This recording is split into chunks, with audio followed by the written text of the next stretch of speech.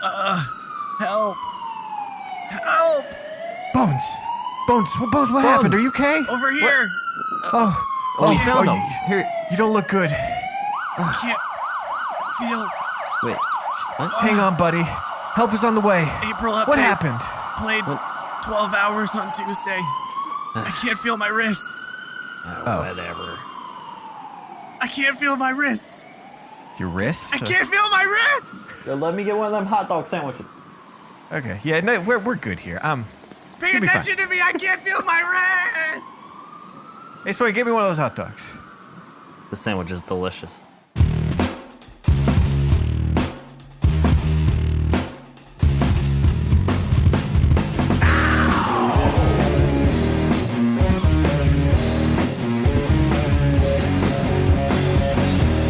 Hey there, Swain. How you doing today? Hey, I'm doing all right. Birds, how you? Hey, I'm eating hot dogs over here. I'm good. No, I'm good. Bones, how are you? Truly great this week. I know I'm already obnoxious with my positivity, but oh boy, what do you guys think? Good stuff? Get anything good drops? No. I'm working on it. I've gotten a surprising number of shaders from the Crucible recently. Ooh. Well, that's nice. Like, a lot of them kind of got like a Crucible shader kind of feel to them, but there's a couple good ones in there. There's some keepers. Welcome, everyone.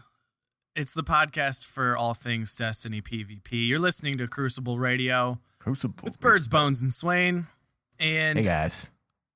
The April update has hit. We're here. We've got Prison of Elders. We've got light level to grind for, but we also have some new balance changes in the Crucible, and we are going to spend the day talking about those and definitely give some pointers what to use, what to try out, what to buy from those vendors. But those marks are precious. My precious. I'm not throwing that on my impressions list, but yes, I want to talk about, first and foremost, jump right into the quality of life improvements. They apply equally to the Crucible as they do to PvE and general, experience in the game. But there's a lot of small, underrated, really smart changes in this update. Not even talking about content. Would you guys agree? Yeah. I mean, I'd say so. From looking at it right off the bat, the light level has just made everything easier. Yeah. Just like being able to one-to-one infuse everything. The first thing I did was I decrypted a bunch of engrams I kind of saved towards the end there, and immediately had a ton of infusion material that I'd never had before, and I didn't second guess myself when I was like, I'll infuse this into that. There wasn't like, oh, I need a second piece of armor or I need a second weapon to kind of bridge the gap. This will get it to 295. This will take it to 309, and then. Well, this will probably take it 317. We need another couple more to get it to 18 and 9 now. None of that. Now just straight to 320. I was 320. Me and Bones probably spent the first 45 minutes of the stream on Tuesday just kind of putzing around in the tower, decrypting things. So much vault. Bones so much vault activity. Freaking out about every vendor roll as he bebops around from faction to faction. We'll get to that. There's some very good comments to talk about there. The light level also being sort of, it's like smart loot now, where, we had in the past that the raid on hard mode will give you 310 to 320, but if anyone's 315, they know how useless a 310 drop can be. So now we have a concept where if you are 315, you're going to get stuff that's 320, 322. And if you're 330, then you're going to get stuff that's 335. And you don't have to worry about getting like a 301 light level item that's just not really helpful for infusion. So I love that. I love that there's a direct path. So while you are grinding, you can do it as fast as slow as you want, but you know that it's going to be an improvement to what you currently have. I think that's just genius. I would say the difference between me and Bones here is that I'm all for just waiting to get to 335 at this point. I'm going to play a lot of trials this weekend, and I'm going to hope that those gold packages drop me some interesting stuff, get me some more light level, I'm going to inch my way up there and kind of enjoy the ride. Whereas Bones here is, balls to the wall. 335. I'm getting there. I just like how there's multiple ways to get to max light. I mean, kind of talked about this a little bit last week, but like, we got to year 2 and it was this huge content drop, but it was also sort of a reset. And it's like, okay, there's a whole new thing, but now there's just 2 ways now to get to max light. Now you've got not just Prison of Elders in the mix as well, but you've got all sorts of other drops. You've got like your 3 of Coins exotic drops are decrypting to something useful. Nightfalls. Yeah, there's Nightfalls, however you want to sort of get there. You've got some options. Yeah. It feels saturated now in a good way. I will say this. Me and Bones tried to raid the other night. Tried. Yeah. And it reminded me that I don't like playing the King's Fall raid that much. It's just too much. It's like I got to dedicate 3 hours of my time usually because almost everyone I play with doesn't raid either. So we don't have a normal team that plays together often. And then, it's just this time sink in. Like, we didn't even finish. The whole thing. Yeah. So I'll just stick to the Crucible.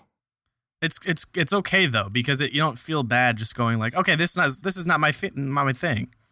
I can still get there otherwise. Yeah, I don't feel bad that I'm missing out on like the raid stuff. I'm like, all right, yeah, I'll be fine. I've got a Defiance Yasmin. I kind of don't need anything else from the raid right now. Big deal. I got a short attention span. I can't pay attention to anything for longer than like a strike tops. 10 minutes.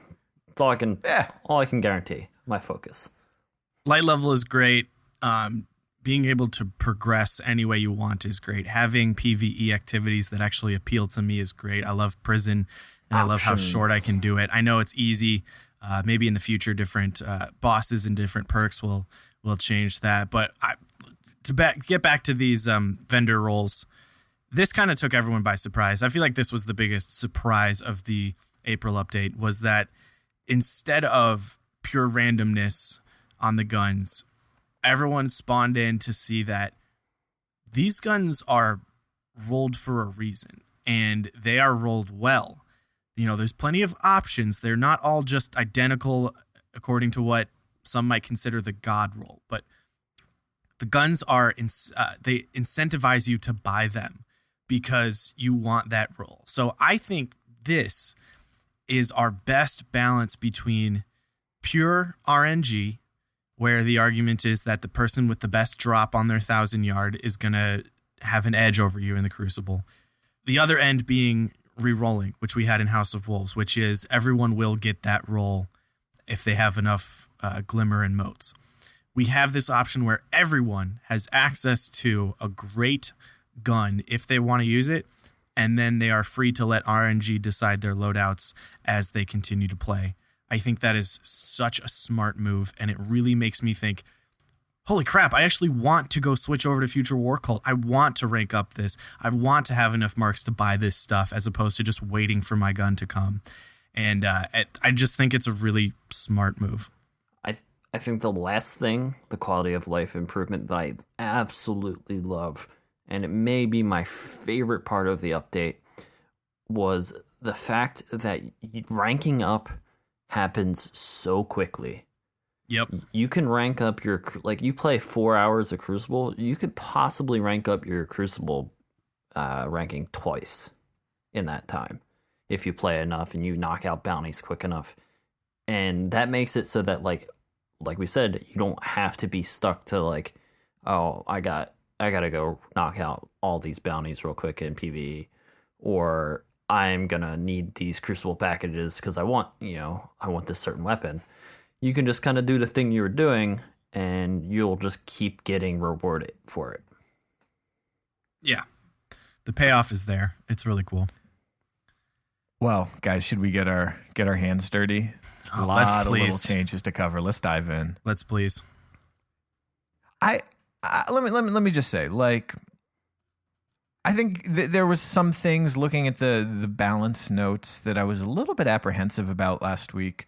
Just sort of knowing, like, okay, some stuff is coming up, some stuff is coming down. I think we've all sort of been spooked a little bit in the past by things just getting nerfed into unusability. And there was for sure some stuff that got hit this time around, but I didn't feel like any of the stuff that got nerfed to the point where I wouldn't want to use it anymore. And a lot of the sort of nerfs, I really tried, but I couldn't really notice. Some were more obvious. Mm-hmm. But it seemed like everything was just sort of like little tweaks, not sort of huge playability differences. Just, but that was my experience. I mean, did you guys notice a feel in sort of anything drastic that felt like it changed for the worse? Well, I mean, I wouldn't say for the worse. It feels like everything is in a good spot, but it's hard for me to tell. Like, I can't tell right now because everybody's doing the same thing that I'm doing. Everybody's got like their entire primary slots filled, and they like between matches they're swapping out to this gun, or they just got a new auto rifle and they want to play that. So I feel like the meta is hard. It's going to be hard to nail down for a little while because no one's really committing to one thing right now. At least I'm not, and I know a lot of other people who aren't. And it feels right now. The whole meta feels right now, and the way we play. But that might just be a product of the update dropping. Yeah, a lot of people are kind of crying meta on a few things that I don't necessarily agree with. I'm hearing Hawk meta. I can't say that Hawk Moon is just going to be the best gun in the world. It's great. It's great. I'm so glad to have it back and usable and hopefully competitive in the long run. But I don't think it's going to be the only gun anyone uses. And, I'm hearing stuff like, oh, now it's fusion rifles time. But fusion rifles are still very punishable. You don't have a lot of options if you do miss, and you're still trying to stay in that gunfight. So I think people will react to those, though I do love that they're usable. So I'm fine with that. I'm fine with figuring it out for a little while longer. In terms of seeing anything affected for the worse, I've been struggling with my opinion on the snipers change, and maybe we can talk about that more extensively. But I keep sitting here going like, my head keeps nodding left and right, like, oh, that's okay. But, I don't like that change because the scope time, it really seems to only hit high skill players, the people who can use their sniper rifle in the most lowest odds scenario. It seems to hurt the people who love using that gun in fun, impossible ways. But I also see how that's bad for the game and doesn't make sense when a sniper rifle is the long range gun and it's supposed to hit targets from a mile away, not an inch away. Well, I don't know. I keep flip flopping, and I don't know how I feel about it yet. We can talk about it now. I mean, I was listening to Destiny Reset, and they had Mtash on this week, and he nailed it down kind of perfect for me, and said that like the result of the sniper changes seems to be affecting the people it shouldn't.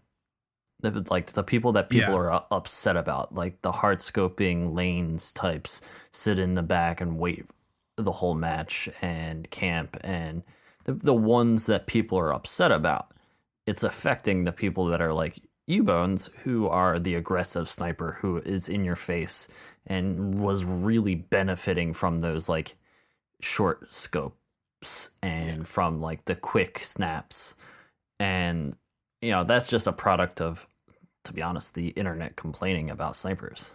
Yeah, and when I say that I like using them in that situation, I don't mean to say that I get all of these aim assist quick scopes. That's not happening. I missed plenty of shots that are like, wow, why did you snipe from 10 feet away? That was a terrible idea. But I say that in terms of like, I use the sniper as the best way to be aggressive with a power weapon and maintain map control because of the control of this weapon that I've practiced with for so long. So, you know what? I can get so close to someone trying to res and deny that while still maintaining my push and keeping them away from bodies and stuff like that. And when it takes me longer to do that, I feel like my better positioning, and when I've outplayed someone, that's getting hurt. I can see why the gun shouldn't give me magic shots from 5 feet away. I understand that, but the way I want to use it and the way I want to beat people with my positioning is now getting hurt, and it's telling me, no, slow down and stay farther away, which I don't like. So that's the part I don't like. I missed plenty of shots up close, I'm telling you. Yeah, I equipped the Patience in Time for a little bit this week. Well, yeah, a little bit this week, and it didn't feel the same that it used to. Like, I used to love that gun so much, and I'm not finding myself back into that groove. I might need some more time with it, but we shall see. I think I have to say, like, if there's a sniper rifle in year 2 that I know really, really well, it is still Piercer. Like, more than 1,000-yard stare, more than any of the exotics. That is a gun I just know the feel of. And, I think maybe if I really paid attention, I can notice the ways, just a little bit slower on the handling, a little bit increased on the zoom. Granted, I'm not trying to pull off snapshots at 5 or 10 feet, but there's plenty of situations where I'll be trying to take a mid-range shot, like a relatively close shot, maybe just go for the body and get the quick cleanup. And it seems like this change was sort of right on the cusp. Like, I believe that there's something there. I notice a difference, but at the same time, I can't quite put my finger on, I don't notice it unless I go looking for it. That being said, it is probably safe to say that sniper rifles are like a high skill weapon like no other, and that the people who are good at specifically the kind of thing that was made more difficult by this change are really affected, because the sense that really good snipers have for exactly how long it takes to scope in, exactly how long it takes to switch between weapons, and exactly how close the zoom is, that's the kind of thing that that familiarity that's required to pull it off doesn't exist with like a shotgun, right? Like, a shotgun is, you're not going to get thrown off by how much zoom you have on the ADS. And so it does seem like the kind of change you just can't make willy-nilly, because a lot of people are going to have to reset a little bit. They've got these incredibly finely dialed in senses that just have to adjust now. I don't know, but I do struggle to really put my finger on, this is changed. I can't do a thing I used anymore. Yeah. But then again, I'm no bones. It might be just we need more time. I'm just going to need more time with it and adjust to the changes, and soon enough, Bones will be quick scoping scrubs once again. That's a problem. 2 weeks are going to pass, and we're not going to remember what it was like before in any sort of real way. This will just be the new normal. I want to talk about the guns themselves now, and I want to give some good pointers to our listeners. I think one thing I really want our listeners to keep in mind right now is that, based on some investigation into the database, aim assist values seem to be different. Now, this is something you just need to keep an eye out for. Watch the Crucible Playbook sub. People are researching this all day and all night, but it does seem like aim assist values may have changed on certain scopes. So I would advise anyone, if they do get a sniper, to feel out each scope and not go, well, I know exactly what short gaze does, because we don't know if short gaze is doing the same thing. It's kind of weird, but there are researchers with better investigative minds than us. We just promise to report that finding. That being said, I have a longbow, which I was so happy to see drop from my first Crucible package. I've been bragging about it everywhere. I got short gaze, life support, snapshot, and spray and play. Not a perfect roll, but a very good one, and it's 322 right now. Hoping to increase that sooner and take it into trials. I do feel like snapshot makes me happy, that it's a little faster, or maybe it's exactly as fast as it was a week ago, but I'm happy with that, and the gun feels very snappy. I also got a good roll on the Tamar D, the Haka sniper rifle from the gunsmith. I advise anyone to keep an eye out for that one. It's that mid-impact, but guys, we have about 1,000 times more snipers that can res snipe. This is a huge change. That was a huge change. It's everything basically except Waylorn's March or anything with a 13 impact. That's the lowest impact sniper rifle. And as we know, Way Lawrence has very high aim assist, but a lot of things can take out the res, and that's very interesting. I'm very excited to see which guns really rise to the occasion. I think Defiance of Yasmin is the obvious front runner right now. I think we'll still see a lot of 1,000-yard stairs in the Crucible until people get better rolls on other stuff. But man, there are options.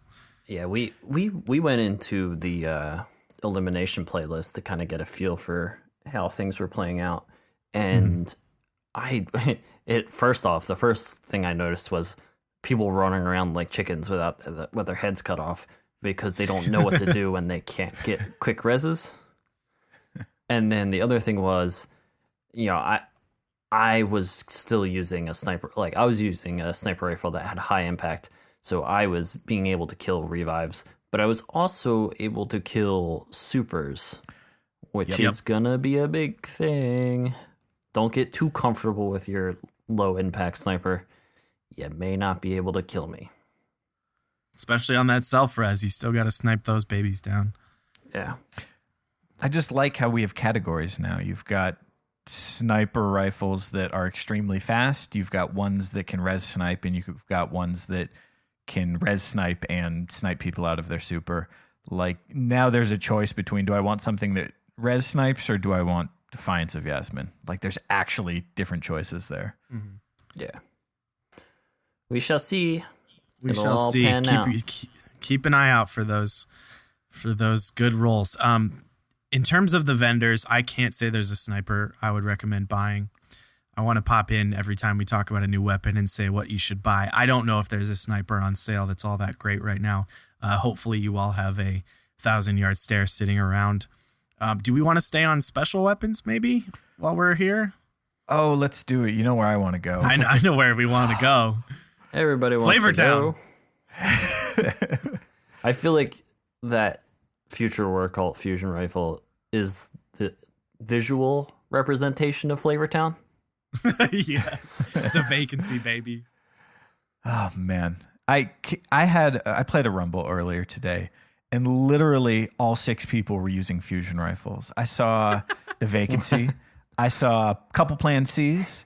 I saw a Susanu getting in the mix. I saw Long Far Gone, and it was it was so funny to see like this mini fusion meta play out, because it became obvious that the thing that decided who was going to win was who could handle the timing better. So you step out at the last second when you're ready to zap them, and or like you're charging,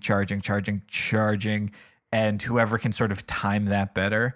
But yeah, it was just bolts everywhere. It was glorious.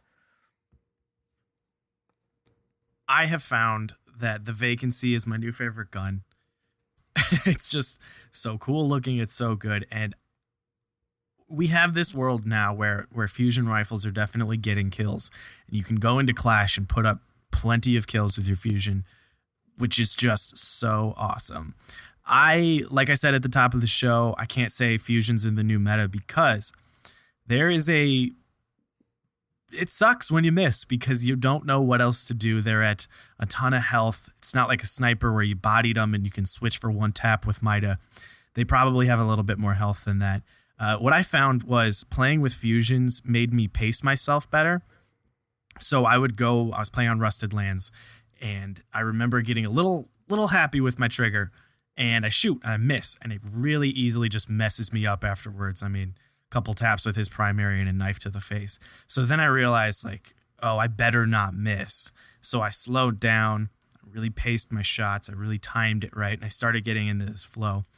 I don't feel that as much with other secondaries. If I'm sniping and I miss, I just keep playing at the same speed, thinking just hit them next time.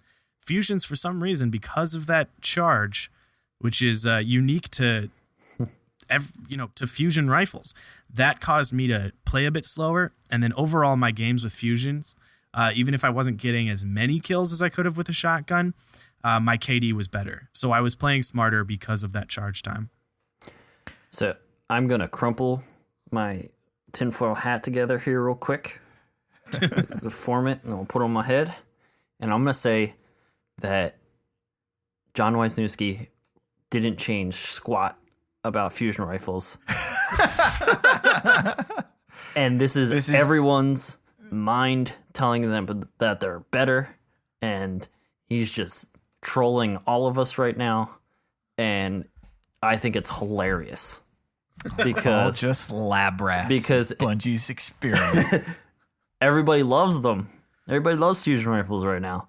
And I feel like they were like that before.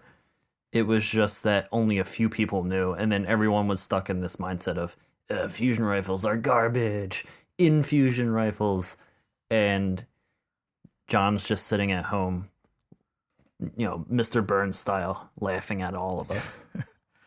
Hi, John. I don't know, man. They feel good. They really do. I really badly want that to be true for a lot of reasons.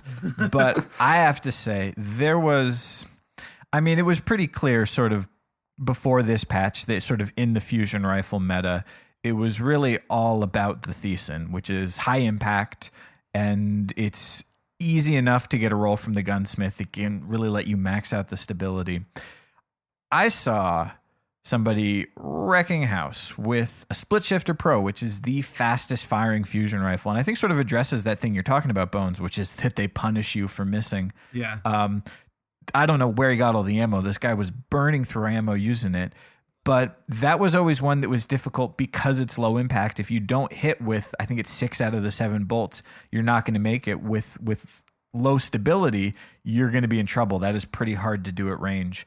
I am really hoping for a split shifter drop from the Crucible in the next couple. I've seen a couple of them already, but that is one I definitely want to experiment with for sort of the high chaos ammo burning fusion rifle approach. I think it's fair to say that all archetypes need to be given a shot. Vendor roles definitely get the vacancy from Future War Cult. The other one at Future War Cult is a fast firing. I forget the name of it, but it's got a good role. I mean, it's living in the shadow of the vacancy over there, but it's looking tasty. And the Panta Ray from Crucible also has a nice role. And there's your mid archetype, your mid impact. I have 8 fusion rifles in my vault that I've been saving up with beautiful rolls that I need to try out, and I just can't put down the vacancy. But I'm going to spend this week, from now until our next episode, playing with my split shifters, my Long Far Gone, a couple Panta Rays, and the Trials one. I want to bring that back out. All of those guns, because fusions are fun. Yes, they are. Yeah, I'm still collecting my my marks so that I can get me that Future War Cult fusion rifle. It's going to be great. I'll get it eventually. There was a gun where those colors ever looked good on it. It would have to be that fusion rifle. Oh, yeah. Seems a little silly with like a purple and white and red hand cannon, but fusion rifle, not so much. So we talked about Hawkmoon, or I mentioned it at the top. I think it's reliable and trusty. It's everyone's favorite right now. I'm waiting to see it balance out a little bit. I admit I don't know if I got enough time with the last sword. I'm feeling the damage reduction. But I also, I struggled to adjust to the range a little bit after testing out auto rifles for so much and playing with Suros and things like that. It seems like Thorn is still strong, but Thorn is just Thorn and always will be. I did play a game with Thorn where I did well in salvage, but there was a couple times where I tapped them and walked away, and then they did not die.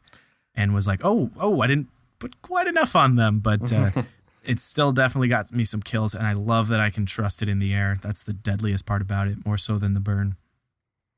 Birds, did you play with your favorite weapon at all?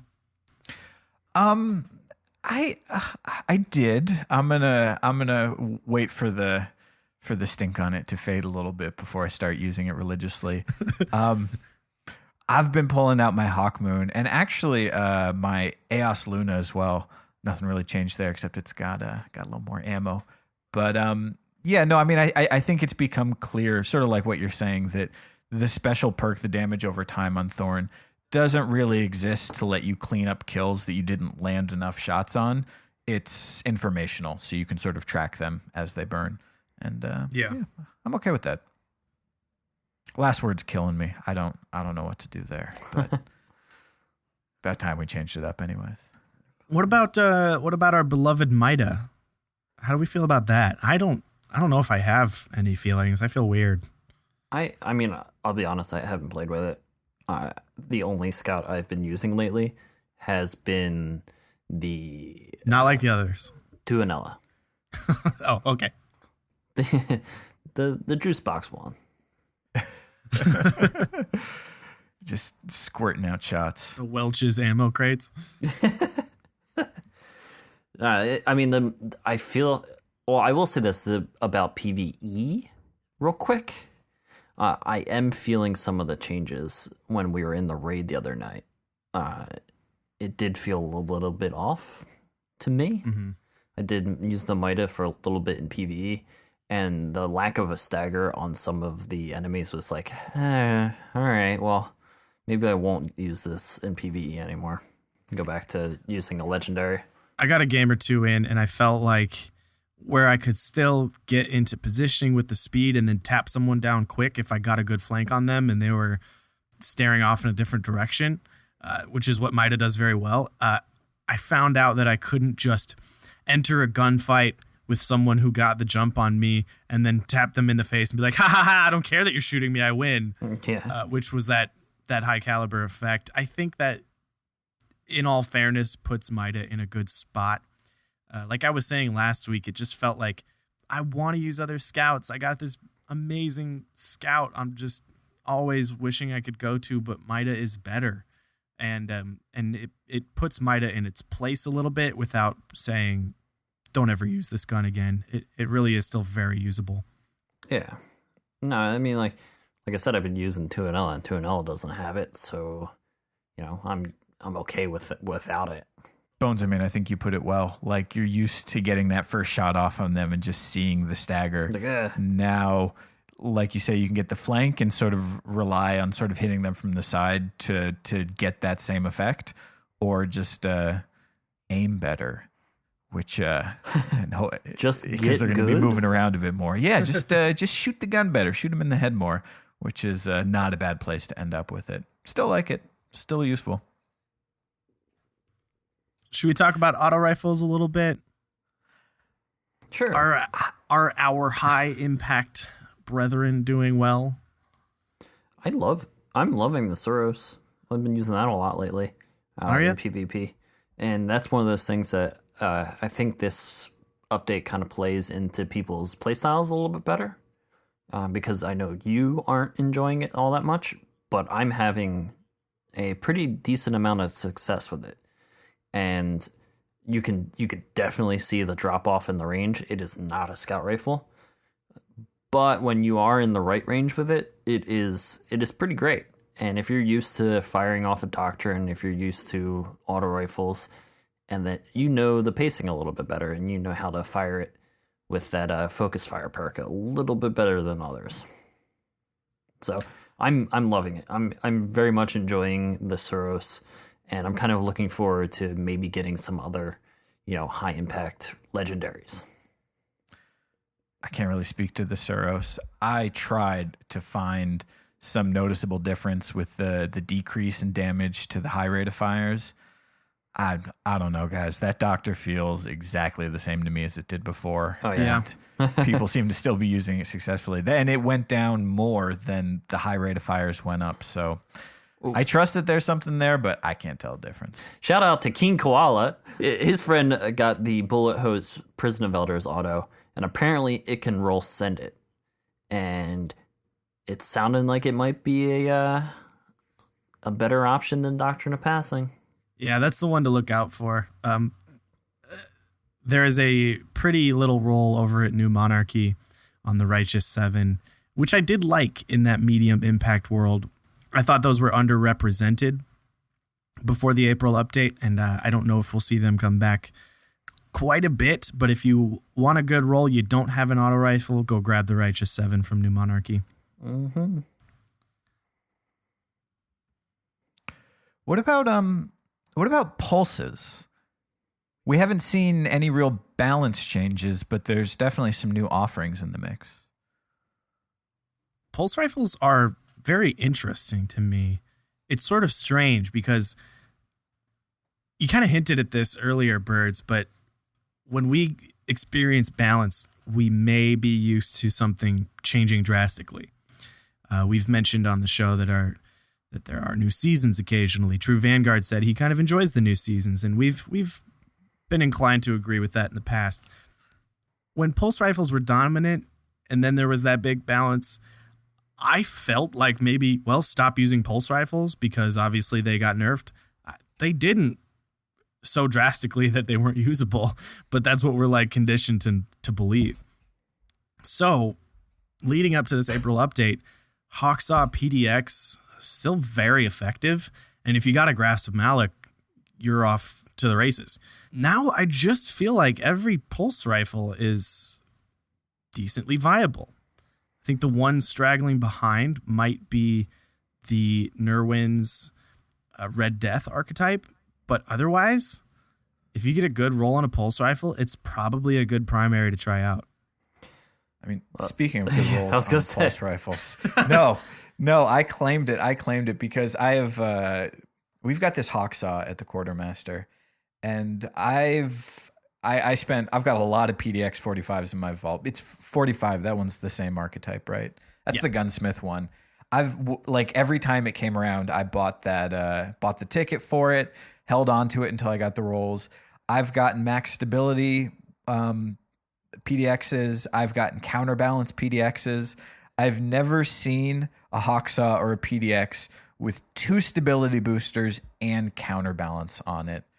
It's it definitely has its place. It's not gonna just wipe the floor against all the other primaries, but from just like a dream roll point of view, it is such a treat to see this one. To get the range boost, the stability boost, and the pure vertical recoil.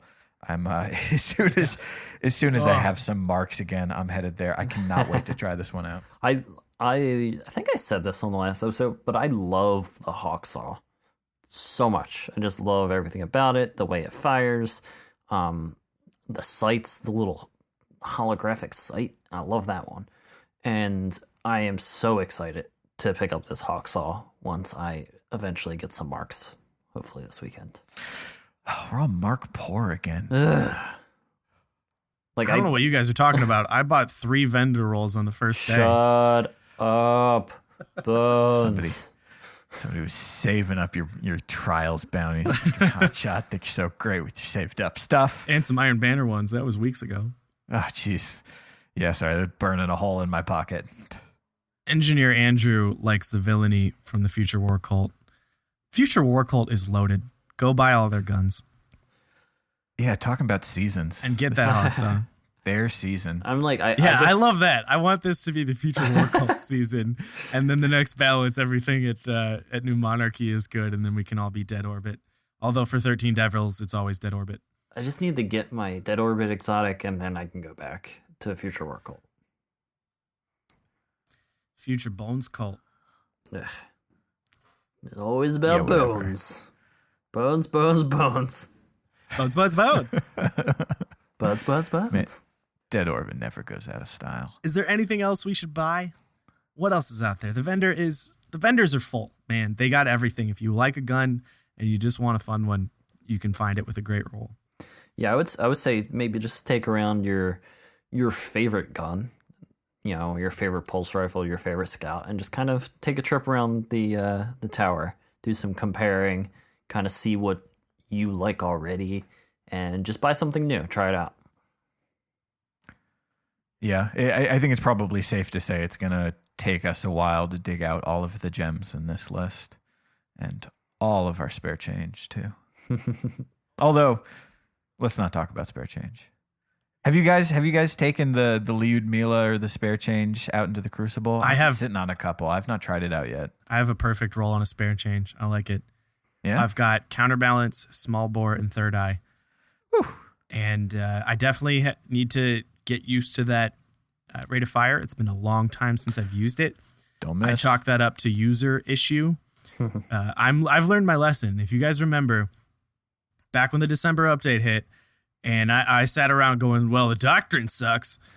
I was very wrong. I was called up for it. I gave it more time, and the doctrine was okay. Not such a bad gun after all. So when I play with spare change, we know it doesn't 2-tap all the time anymore. It's not hopscotch. or anything like that. I do think it's a gun that some people will adjust to and find that they like. I found myself getting some pretty nice little cleanup kills, having that just last punch while they're trying to run away, and decent range too. And with counterbalance, any pulse rifle is solid to use. That's the perk. Counterbalance, get it. That's the one. Well, I want to move us along here to something that I'm very much enjoying in this update, and that is the ammo changes.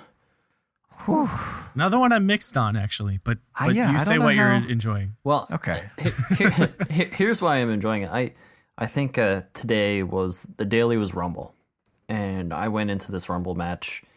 I'm playing with a pulse rifle and a shotgun, and it's on Firebase Delphi, and I'm just running around, and I'm getting like all these really good shotgun kills, and I'm realizing, holy shit, I only have one shotgun shell left.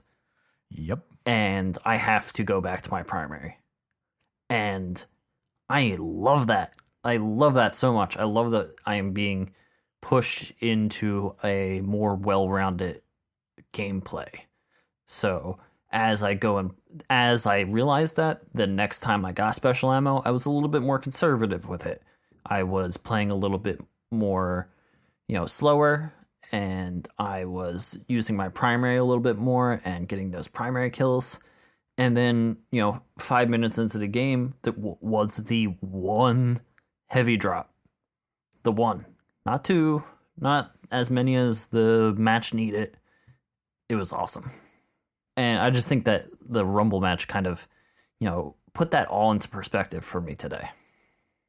So, I mean, you talk about that heavy drop, and one piece of Rumble advice I sort of picked up was to kind of try and time your super so it's showing up the same time as heavy, so you can sort of guarantee yourself picking up heavy and, getting your 3 free kills or whatever.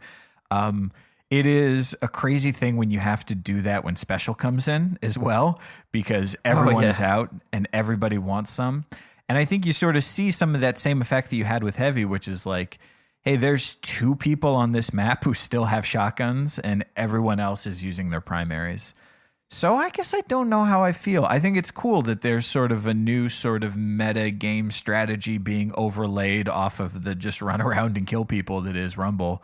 But it's frustrating when you happen to miss the special crate and it feels like you're the only person left who's just using your doctor or, whatever primary you're rolling with.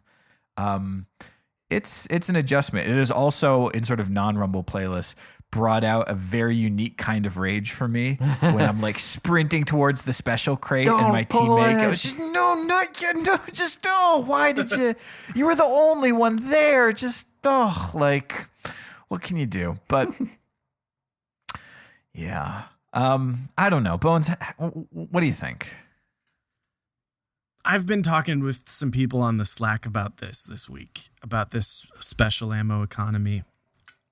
Agree 100% on the change to heavy. It needed to calm down a little bit, and the inventory on LMGs makes so much sense, and I wish that happened a long time ago.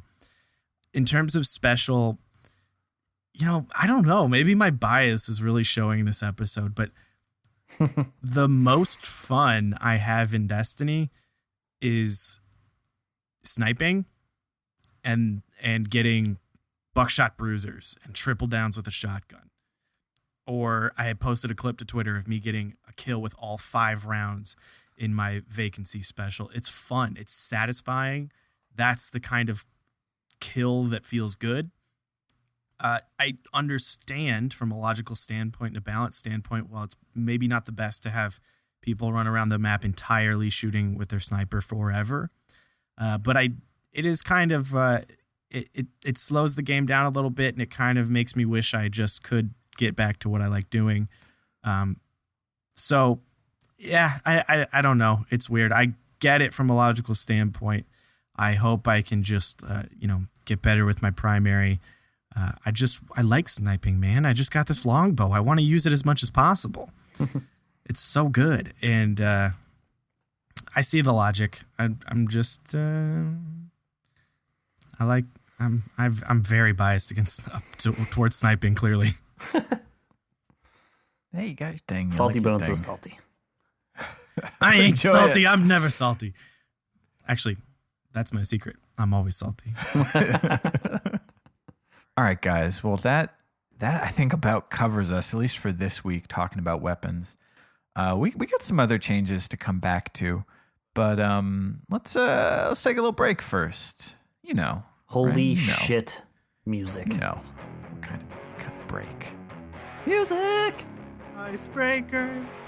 Oh, icebreaker. I'll never forget you. Icebreaker.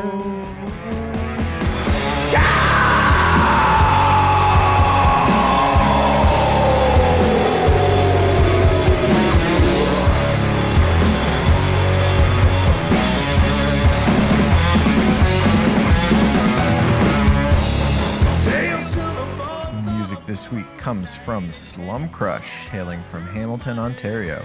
Check them out. It's slumcrush.com. If you're a musician and would like to hear your music featured on Crucible Radio, send us an email. It's crucibleradio@gmail.com. And I am hunting you down. Your blood is on my breath, and I'm gonna take you out.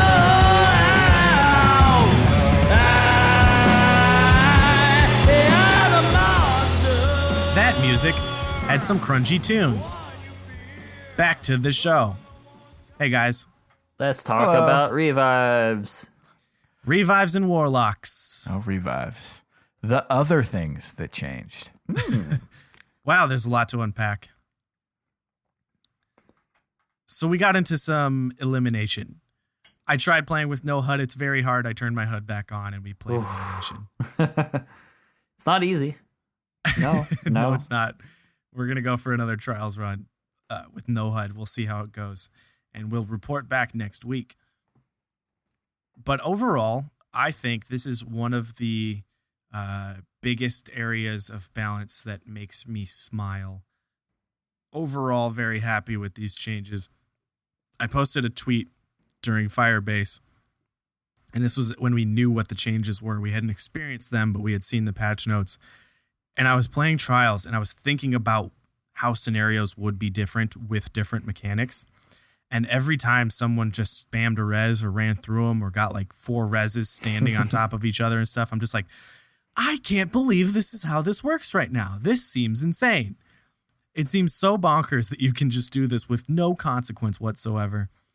Now I feel like the best trials players will punish the crap out of careless revives. The extra 0.25 seconds it takes means that's time you can spend closing the gap and getting in their face and smacking them away, saying, nah. Overall, very happy with these changes. Did you guys notice anything specific that you liked? I mean, I very much enjoyed, like I said earlier in the show, that people just running around and not realizing they have to stand there and Yeah. actually like wait and revive someone, because before you just run through, you hold square and you don't have to worry about like standing there and not get shot, or you're out in the open. And without like a scuff controller or something similar, it's kind of tough to shoot and hold square at the same time for a lot of people. So I feel like it's going to be a lot of that this weekend. Just people kind of just, running around and not knowing what to do at this point because they're so used to the old ways. Yeah, I think we're still going to see some reses from behind walls. It's definitely not impossible, and that's a pretty common way to die. But it definitely, it's nice that they have to be a little closer, and they can't stand 5 feet away. The other thing was that when you die a second time, you're out for 14 seconds. That's is forever. Crazy how long that feels when tensions are high and your teammates are by themselves and getting killed. So being a little bit more careful, and especially off the revives, you don't want to get sniped. That is the absolute, key thing now, is you don't want to be 14 seconds out from your revive anymore. Yeah. So don't get into those lanes. Don't tell your teammate to revive you when you see that red glint. That creates an interesting scenario. So say you're two people on a team in the same area. One of you has died already. So if one of you dies, it's going to be 7 seconds. And if you die, 14. It happens quite often that there might be a double kill and both of you might go down very close. And in the past, by the time your teammate's over there, even if your counters were 1 or 2 seconds off, he was probably going to pick the both of you up at the same time. But if one of your res is 7 seconds and the other one is double that, you can't stand there and get 2 reses immediately, which really forces the last player alive to, choose targets. You really just can't do that. You got to get one, you got to fight back, you got to make a decision. So, that was the most frustrating thing is when you got 2 of them, there's one guy left and he just sort of runs around and the guy you thought was watching bodies didn't. He runs through and gets 2 guys up and suddenly it's 3-3 again. I just don't see that happening. And I see rounds being over a lot faster than in previous weekends. I mean, maybe this is just stating the obvious, but it seems like more than ever it really comes back to dying well in the first place. Like Swain, you mentioned staying out of sniper lanes. Obviously you don't want to get sniped from some place that you couldn't, but because there's such a risk involved in someone coming to pick you up now, you can't just go down and say, hey, come get me, come get me, come get me. If you're in a bad position, it might not make sense to ever get picked up. So, maybe this will trickle down, maybe sort of part of the new trials meta, and sort of the carry advice is going to be, look, if you are going to die, you've got to die in some place that gives the person reviving you a chance to pick you up without getting taken out. So, I don't know, people sticking closer to cover, sort of playing a little more, I don't want to say passively, but a little more conservatively when it comes to watching your angles. In the world of firebolts, I think this has a huge impact on when you die if you're burning. I think too many players have a bad habit of shooting until they die, which is a clash and control technique because you just go get your kill and die, go get your kill and die. You really gotta disengage if you are gonna burn, because you might know you're gonna burn, but stand there and shoot to try to finish off that kill. That might be a smart play if the situation calls for it. But, previously there was not much punishment because your teammate would be able to res you from wherever. If you're burning, I really, really encourage you to just run around behind a wall, put yourself in a safe spot saying, I'm going to go die right here. It's going to be very sad and I have nothing I can do about it. But guys, I'm right here and I'm safe, and come get my res when you can. I've made it so that you have a very good chance of getting me back up, as opposed to, I'm out in the open and I'm burning, but I'm just going to keep shooting. And guys, I'll be right over here out in the middle. I think that's going to be a really smart thing to do. Did you guys notice a difference in terms of the changes to overshield? Like, obviously we've got more snipers that can pick up a res snipe, but there's also more options for taking out someone who's just res using something other than a sniper rifle. I confess I haven't really played too much with it, except for, high impact fusions still work. What do you guys think? Well, my only reference that I have, I don't think I can talk about it because I was playing no HUD elimination. And I had a shotgun out, and I got a double down off a revive, and I think I shotgunned him off the revive really easily. Like it was almost like, wow, that was kind of easy. And then I got the second guy, so I'll have to play some HUD games to kind of see what the deal is. Well, shotguns have crit damage. Fusions don't. And snipers do, but it's the crit damage that really changed on the res shield. So, it was not a bad call to go up there, stand next to him, shoot him in the face with a shotgun and slap him, and you might get a kill. Now, I really think just making sure you're hitting a headshot with a shotgun, it's possible.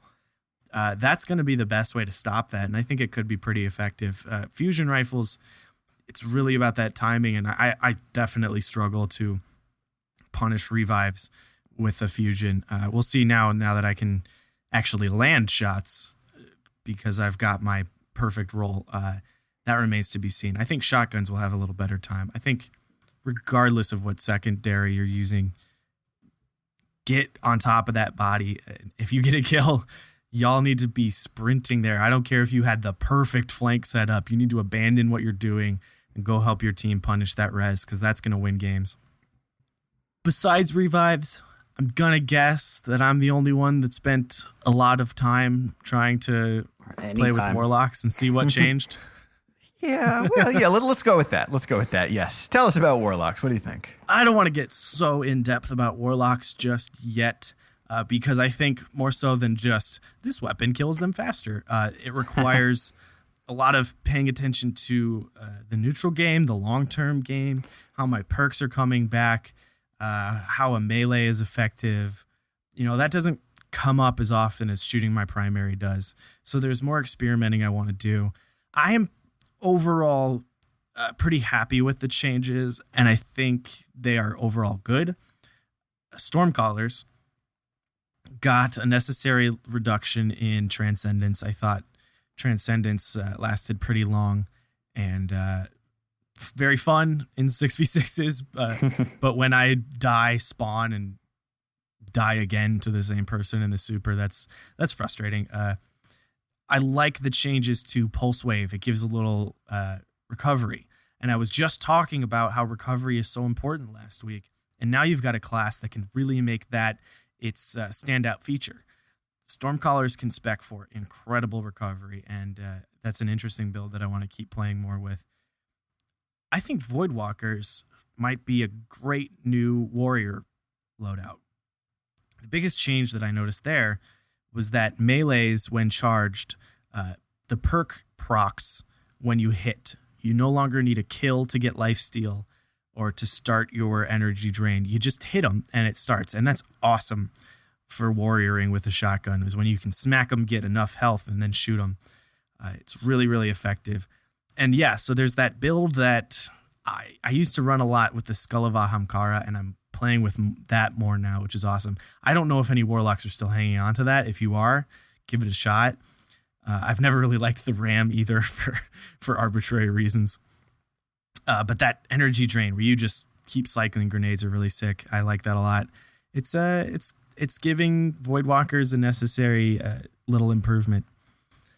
That's interesting. That's one I actually want to try out. I mean, I guess when I think of that sort of aggressive Warlock style play, you think about the Flame Shield that Sunsingers are able to pick up that sort of can buy you a little bit of time to finish a real close quarters kill.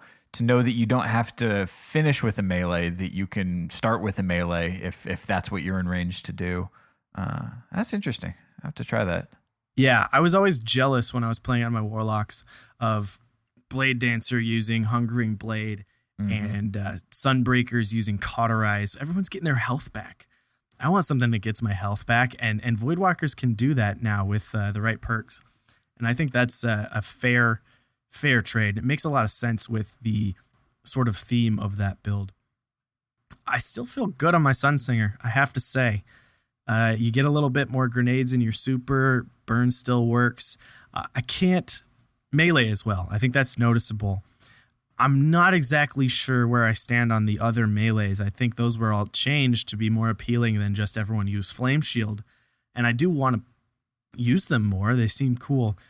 I had a lot of trouble getting anyone to die with the combustion one. Maybe that was I was just playing my Voidwalker, so I used the melee first as opposed to the finishing move. And the push, I just don't know what the push does. I feel like I don't notice that doing anything. And I really want that push to back them off me where I can finish them with a primary or something like that. I just don't see that coming into play too often. But that being said, I'm glad that a Flame Shield doesn't proc on me and I just can't finish when I clearly had the advantage and I had the jump on someone. So I think the Warlocks are all going to be in a good spot. That requires a long-term sort of evaluation compared to immediately seeing how they are different. We'll talk more next week. Yeah, it's going to take some feeling out, especially from a reaction sense, like how I feel going against Warlocks. And I may give playing with Warlocks a little bit more time to, get my own opinion, but, I'll trust you, Bones. Get your own opinion. Well, listeners, thank you for joining us. it's clear we do not have this 100% figured out yet. So Thank God. yeah, we're gonna enjoy this one for at least 2 weeks, like if not 3.